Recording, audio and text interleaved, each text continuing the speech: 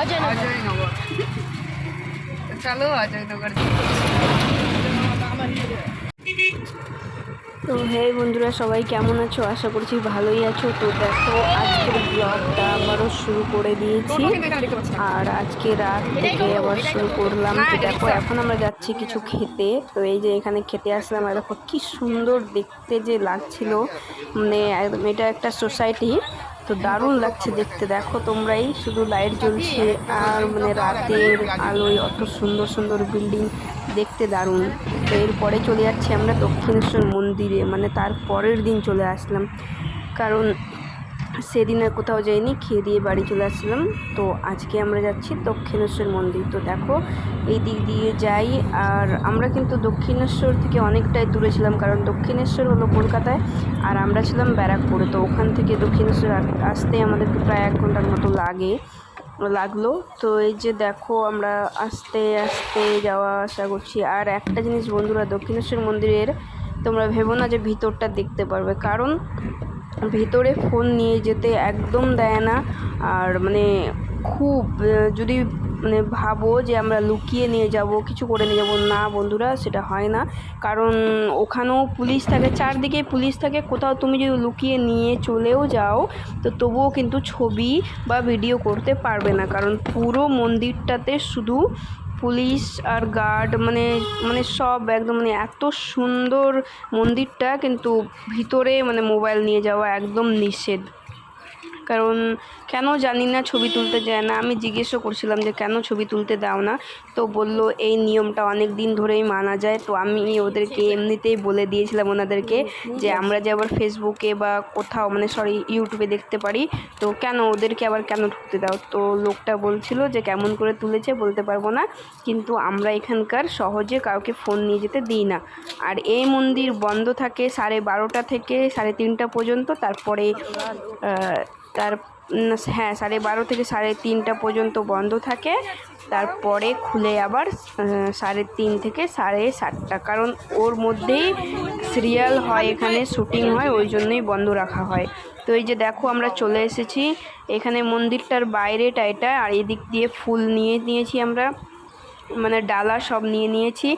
আর হ্যাঁ, একটা খুব মজার ঘটনা ঘটেছিল, যেটা কি হলো, আমার বর বলেছিল যে মানে আমরা যে সবসময় ভিডিও করতেই থাকি, তো ও বলেছিল যে তোমরা এভাবে যে ভিডিও করছো, যে মানে মা কালীর আশীর্বাদে তোমাদের যদি ফোন মানে করে, মানে না নিয়ে যেতে দেয়, তো আমি 500 টাকা দেবো। কিন্তু ওর কথা মনে হয় ওর কথাটাই সত্যি হলো, বা মা কালী শুনে নিয়েছে, তো মানে আমাদেরকে ফোন নিয়ে যেতে দেয়নি, তো ও কিন্তু ওখানে 500 টাকা দিয়েছিল। তো এই জিনিসটা খুব একটা মানে হাসির ঘটনা হয়েছিল, যে এরকম করে বললো আর হয়ে গেল। তো দেখো আমরা পুরো ঘুরে ঘাড়ে চলে আসলাম, আর ওখানে তো ফোন নিয়ে যেতে দিলই না, তোমরা দেখতেই পারলে, ফোন ঘুরিয়ে দিল। আমার বর জোর করে নিয়ে যাচ্ছিলো, কিন্তু ও বলল, লোকটাই বলল যে না আমরা ফোন নিয়ে যেতে দিব না। তো এই যে দেখো মানে পুরো মানে দেখতে এতটাই সুন্দর মা কালী, মানে বলার বাইরে, খুবই সুন্দর, কি সুন্দর একটা। আর হ্যাঁ, এখানকার মা কালীমার কিন্তু রোজ একটা করে বেনারসি শাড়ি পাল্টে পরানো হয়। তো তোমরা যে আসবে এই জায়গাটাতে তারাই বুঝতে পারবে যে কতটা সুন্দর লাগছে। আমি আমার লাইফে মা কালীর রূপ মানে এইভাবে এতটা সুন্দর কোনোদিনও দেখিনি। মানে মনে হয় আমার চোখে একবারে মানে বসে আছে যেন, এরকমই লাগছে, কারণ এতটাই ভালো লেগেছিল আমাকে। তো তোমরা দেখো আমরা পুরো ঘুরিয়ে দেখাচ্ছি। আর মন্দিরটা কিন্তু অনেক বড় আর অনেক সুন্দর, তো দারুণ ছিল ভিতরে। আর আমরা পুজো দিয়েছিলাম, সহজে এখানে পুজো দিতেও পারবে না। তো এই যে আমরা তাড়াতাড়ি চলে এসেছিলাম বলে পুজো টুজো দিয়ে তারপরেই কিন্তু আমরা বাড়ি ফিরেছি। তো এই জায়গাটাতে আমরা এই যে দেখো আমরা সবাই এখন পুজো করে বের হয়ে গেছি। তো তোমাদেরকে ভিডিওটা যদি ভালো লাগে তাহলে প্লিজ একটা লাইক কমেন্ট করে দিও। তোমাদের লাইক কমেন্টে মানে আমার অনেকটা ভালো লাগে ভিডিও করতে। আর প্লিজ বন্ধুরা, তো একটা লাইক কমেন্ট করে দিও, তো আমরা কিছু যায় আসবে না, কিন্তু হ্যাঁ আমার মানে সাহসটা বাড়বে, আমাকে ভালো লাগবে আর আমি ভিডিও করব। তো তারপর তো ওখান থেকে এসে আমরা রেস্ট করেই চলে আসলাম ভিক্টোরিয়া। আর এই জায়গাটা তো মানে আমার জন্য তো অনেকটাই স্পেশাল, কারণ আমরা বইতে পড়েছি বা টিভিতে দেখেছি, কিন্তু আসলে নিজের চোখে যে দেখতে পারবো আমি জীবনে মানে এই জিনিসটা আমি আশা করিনি। তো সত্যি বলছি, যেটা সত্যি ওটাই, আমি কোনোদিন বুঝতে পারিনি যে আমি এই জায়গাটা আসলে নিজের চোখে দেখতে পারবো কোনোদিনও। তো আমি দেখেছি এই জিনিসটা, আর এতটা সুন্দর এই জায়গাটা বলে বোঝানো যাবে না। এটা হলো মানে ভিক্টোরিয়া মেমোরিয়াল ভিক্টোরিয়া মিউজিয়াম। তো এই জায়গাটাতে আছে মানে আগেকার লোক, মানে আগেকার যারা রাজা বা যুদ্ধ যে হতো, ওনারা কি দিয়ে, কি অস্ত্র শস্ত্র দিয়ে মানে যুদ্ধ করেছে বা কি ব্যবহার করেছে, কোন বন্দুক, কোন সব কিছুই, মানে সব কিছু এখানে মানে একদম আগুনের টোপ যে হয়, তারপরে মানে অনেক কিছু মানে আমরা সব কিছু দেখতে পারিনি, যেটা সত্যি কথা। অনেকগুলো রুমে মানে তালা লক ছিল, আমাদেরকে ঢুকতে দেওয়া হয়নি, কারণ ওগুলো মনে হয় ওরা কেন যে বন্ধ করে রাখে বুঝতে পারলাম না। তো সব কিছু দেখতে পারিনি, কিন্তু হ্যাঁ যেগুলো দেখেছি তোমাদেরকে দেখাবো। তো তোমরা দেখো কি কি দেখেছি। তো এইটা হলো পুরো বাইরেটা ভিক্টোরিয়া, মানে পুরো বাইরেটা, আর এত সুন্দর, বাইরেটাই এত সুন্দর, তো ভাবতে পারছো যে ভিতরটা কত সুন্দর। তো এই যে দেখো সামনে একদম পাশ দিয়ে এরকম দেখা যায়, এত দারুণ, মানে কি দিয়ে তৈরি করেছে, কেমন কি। আর আমার ভাগ্নি বলছে আমাকেও নাও, তো ওকেও নিয়েছি আমি ভিডিওতে। আর মানে কোন ইট দিয়ে তৈরি করেছে, কোন সিমেন্ট দিয়ে তৈরি করেছে, মানে এই জিনিসগুলো এই ভিক্টোরিয়া মানে মিউজিয়ামে সব স্যাম্পল দেওয়া আছে যে এগুলো দিয়ে এটা রেডি করা হচ্ছে। তো আমাদের ব্যাগ চেকিং হচ্ছিল, এই যে এই জায়গাটা যে দেখতে পাচ্ছ, ওখানে ব্যাগ চেকিং করলো, এখানে আমাদেরকে চেকিং করছে। এই যে দেখো আমার ভাগ্নিকে চেকিং করলো, এবার আমাকে চেকিং করেছে। তো এই জায়গাটা মানে অনেকটা ওরা মানে সতর্ক থাকে, কারণ অনেক কেউ কিছু নিয়ে আসতে পারে, তো কিছু নিয়ে যেতে দেয় না, ব্যাগ নিয়ে যেতে দেয়, কিন্তু ব্যাগ চেকিং হয় ভালো করে, যেরকম এয়ারপোর্টে চেক করা হয় ওরকম এয়ারপোর্টের মতো এখানেও চেক করা হয় ব্যাগ।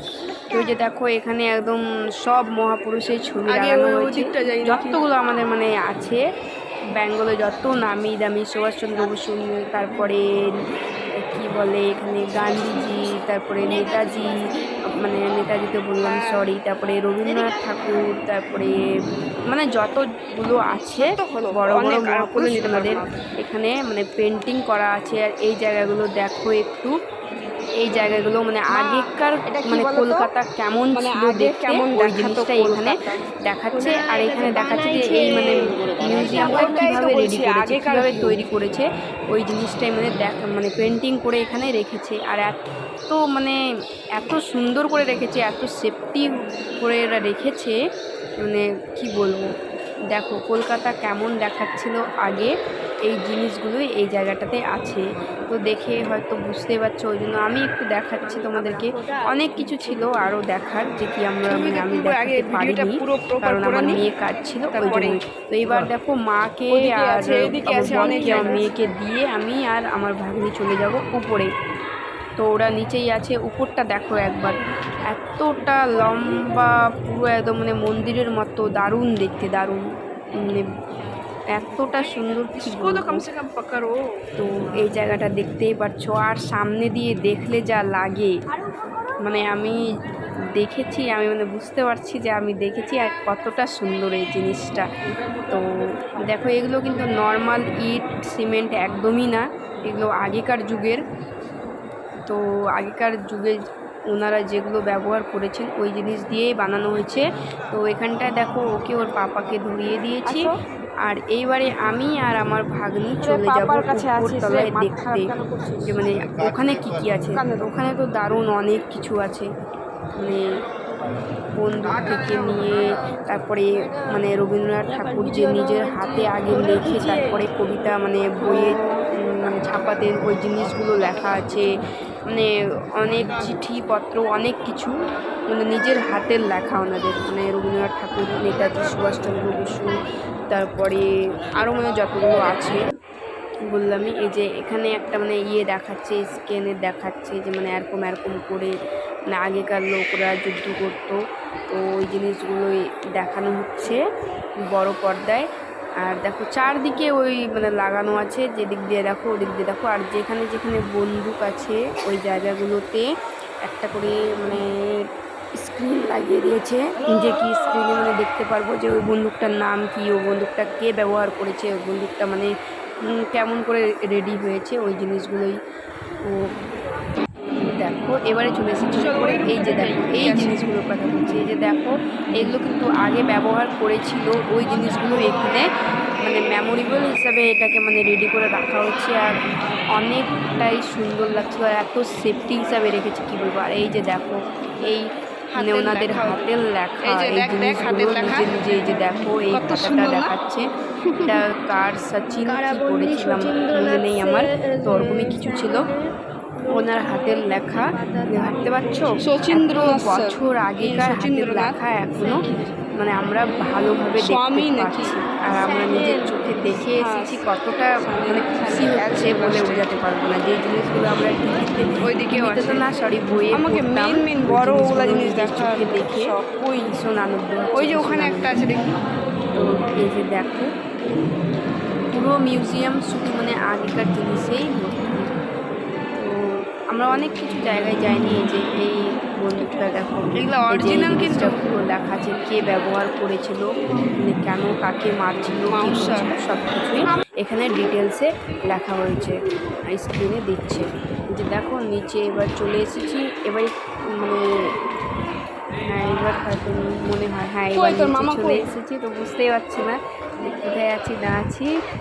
তো এই যে দেখো নিচটা ওই যে দেখতে পাচ্ছ ওখানে তোপ রাখা আছে, এই যে দেখো মানে চারদিকে সাজানো আছে। এই যে আমার ভাগ্নি বলছে আমাকে ছবি তুলে দাও, এগুলো আগে একটা ভিডিও করে নিই। এই যে দেখো তোপটা রাখা আছে ওখানে, তো দেখতে পাচ্ছ কি দারুণ। তো দেখো এতটাই সুন্দর ছিল ভিক্টোরিয়া মিউজিয়াম। তো দেখতে পারলে একটা শর্ট দিয়ে দিয়েছি। আর বন্ধুরা তোমাদেরকে ভালো লাগলে প্লিজ একটা লাইক কমেন্ট অ্যান্ড সাবস্ক্রাইব করে আমার চ্যানেলটিকে মানে বড় করো, যাতে আরও কোথাও ঘুরতে গেলে তোমাদের সঙ্গে শেয়ার করতে পারি। তো এই জন্যই বলা আর কি। তো এই জায়গাটা আমি মানে শর্টে নিয়ে নিয়েছিলাম, কারণ আমি ভুলে গেছিলাম যে আমাকে ইউটিউবে ছাড়তে হবে, তো ওই জন্যই আর কি শর্টে নেওয়া। তো কিছু মনে করো না, প্লিজ আমার সঙ্গে থেকে সাথে থেকো অ্যান্ড আমাকে সাপোর্ট করো, প্লিজ আমাকে সাপোর্ট করো বন্ধুরা। তোমাদের সাপোর্টের আশায় আমি আছি, আর যেটুকু ঘুরেছি তোমাদের সঙ্গে সবটাই শেয়ার করব। তো সবটাই শেয়ার করব বলে সব কিছুই মানে যতটুকু যেখানে যেখানে গিয়েছি না গিয়েছি। তো যে দেখো মামা ও ঠাম্মার সাথে হাঁটতে হাঁটতে আসছিলো, এটা আমি শর্ট বানিয়েছিলাম ওই জন্যই। তারপরে আমি আমার ভাগ্নির সঙ্গে শর্ট বানিয়েছিলাম, এই যে দেখতে পাচ্ছ এতটা সুন্দর করে, মানে এতটাই সুন্দর লাগছিল মানে কি বলবো। এই যে দেখো, আর এগুলো নিচে যে আছে এগুলো সব কিন্তু ছোট ছোট পাথর মানে দিয়েছে, এখানে হাঁটতে একটু অসুবিধা হচ্ছিল, কিন্তু সাইডে সাইডে আবার এমনিও সাইড মানে দিয়ে একটা রাস্তা করা আছে, তো আমরা এই পাথরগুলো দিয়েই হাঁটছিলাম, ওই জন্যই অসুবিধাটা হচ্ছিল। তো যে দেখো দেখতে পারলে কতটা সুন্দর মন্দির ইয়েটা মিউজিয়ামটা। তো তোমাদেরকে ভালো লাগলে প্লিজ তোমার সঙ্গে থেকো। আর এইবারে আমরা চলে যাচ্ছি, ওখান থেকে চলে আসলাম, এবার আমরা চলে যাচ্ছি একটু নিউ মার্কেট। হ্যাঁ আমরা না সরি নিউ মার্কেট না, আমরা চলে যাচ্ছি এখন আলাদা, মানে আমরা ব্যারাকপুর থেকে যাচ্ছি ধর্মতলা, কলকাতা ধর্মতলা যাচ্ছি ব্যারাকপুর থেকে। ব্যারাকপুরে ছিলাম আমরা 2 দিন থেকে, তারপরেই যাচ্ছি আজকে আমরা ধর্মতলা, ওখানেই ডক্টর মানে দেখবে, তো ওই জন্যই ওখানে যাচ্ছি। তো টাটা বন্ধুরা, সবাই ভালো থেকো, সুস্থ থেকো, গুড নাইট।